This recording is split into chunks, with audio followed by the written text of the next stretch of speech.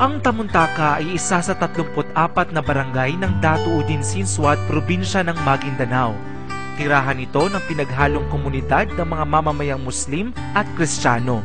Karamihan sa mga naninirahan dito ay napapabilang sa pangkaraniwan at mababang antas ng lipunan na nabubuhay sa pangingisda, pagsasaka, manggagawa at kawani ng gobyerno.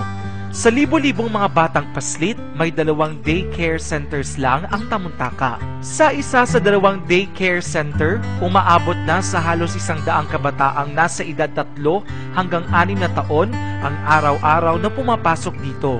Nahati sa 3 sesyon sa isang araw ang pasukan ng mga bata at ang daycare center ay pinangangasiwaan na nag-iisang teacher. Maayo din na abot ni dili ang eskwelahan, dili naka-eskwela ang mga bata, mga pobre. Lang na. Isa pa, ipagmalaki na mong teacher kamay mo tudlog bata. Mapiyabon tapos madakal buni gatawanin kasi bang improve sa kanin, tas marami na rin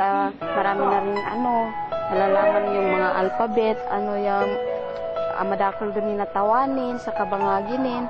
Then medyo nakatipid-tipid na rin kasi siyempre bukod sa malapit lang din, nagalakad na lang din kami, nag-improve na rin siya sa niya.